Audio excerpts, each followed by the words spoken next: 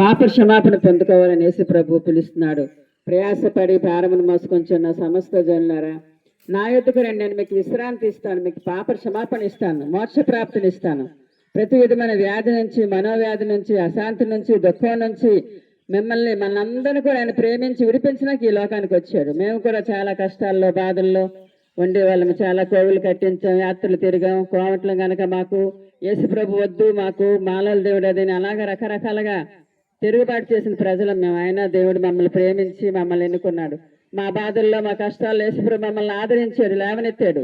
యేసుప్రభు నా పాపాలు క్షమించు, నన్ను రక్షించు అంటే నా రక్షకుడు ఆయన పేరే రక్షకుడు. కనుక యేసుక్రీస్తు ప్రభు నన్ను విశ్వాసం ఉంచాలని మనవి చేస్తున్నాం. అది మతం కాదు. మేము ఒకప్పుడు అనుకుంటాం మతం యేసుప్రభు, మతం కాదు, ఆయన మార్గం, మోక్షానికి వెళ్ళే మార్గం. యేసుప్రభు నన్ను క్షమించగలిగితే క్షమించే దేవుడు. ఎందుకంటే ఆయన సృష్టికర్త.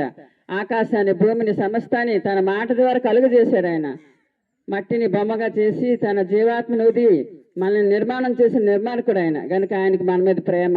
మనమందరం కూడా ఆయన ఆశీర్వాదాలు పొందాలి, పాప క్షమాపణ పొందాలని, సంతోషంగా సమాధానంగా ఉండాలని, ఆయన సిద్ధపరిచిన మోక్షరాజ్యంలో మనము సంతోషంగా ఉండాలని ప్రభు మనల్ని ప్రేమిస్తున్నాడు. ఎందుకంటే రెండు మార్గాలు ఉన్నాయన్నమాట. ఒకటి మోక్షానికి వెళ్ళే మార్గం, ఇంకోటి ఉంది నరకానికి వెళ్ళేది. అది విశాల మార్గం. ఎవరికి నచ్చినట్టు వాళ్ళు ప్రవర్తించవచ్చు. తొదికి పర్యవసానం అది ఉంటుంది. కనుక అక్కడికి మనం వెళ్ళకూడదని మన ప్రభు మన కోసం ఆయన మానవతారం ఎత్తాడు. మానవతారం ఎత్తి ఆయన మన కోసం ఈ లోకానికి వచ్చి మన పాపాలన్నీ కూడా ఆయన మీద వేసుకున్నాడు. ఎందుకంటే ఆయన తండ్రి కనుక మన దోషాలు, మన పాపాలకు వచ్చిన శిక్షను యేసు ప్రభు భరించాడు.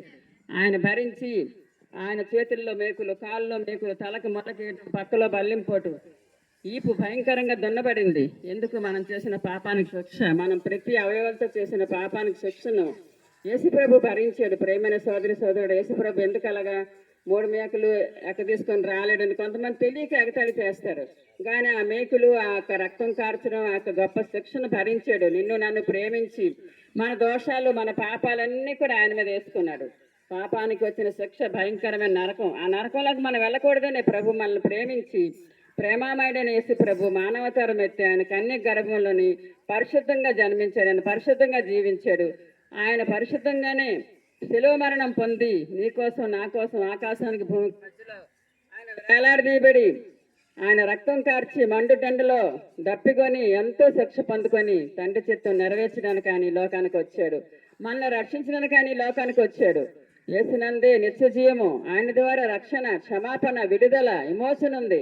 ప్రేమైన సోదరి సోదరుడా, యేసు ప్రభు నా పాపాలు క్షమించు, నాకు రక్షణ దయచే ప్రభు అని అడగండి. దేవుడు తప్పకుండా ఇస్తాడు ఆయన. ఎందుకంటే మూఢనమ్మకాలు, అజ్ఞానాలు, అంధకారాలను మమ్మల్ని రక్షించిన దేవుడు మిమ్మల్ని రక్షిస్తాడు.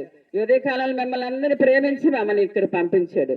కనుక ఇక్కడ మందిరం ఉంటే వెళ్ళి వినండి దేవుని మాటలు.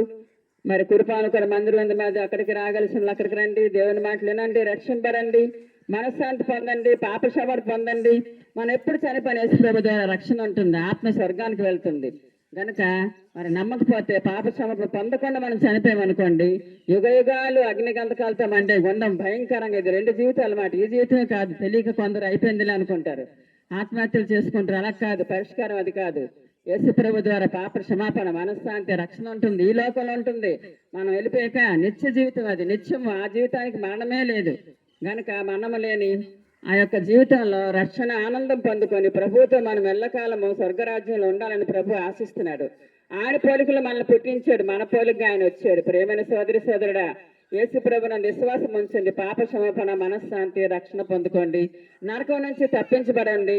ఎలాంటి మనోవేదన, ఎలాంటి అశాంతిని, ఎలాంటి దుఃఖమైన, ఎలాంటి పేదరికమైన అప్పుల పాలనకి విడుదల యేసు ప్రభు ద్వారా అన్ని పరిస్థితుల నుంచి మమ్మల్ని విడిపించాడు. మేము అందరం వచ్చామంటే ఏదో గొప్ప వాళ్ళం కాదు, అన్ని బాధలు, కష్టాలు అనుభవించిన వాళ్ళమే.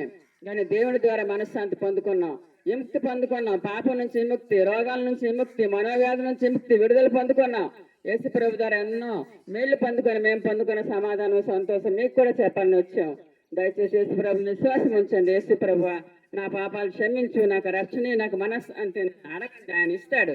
ఎందుకంటే పాపాలు క్షమించే అధికారం గల దేవుడు యేసు ప్రభు. కనుక దయచేసి యేసు ప్రభు నన్ను విశ్వాసం ఉంచమని మనవి చేస్తున్నాను. యేసు ప్రభు మిమ్మల్ని, మీ ఇంటి వారందరినీ కూడా దీవించును గాక.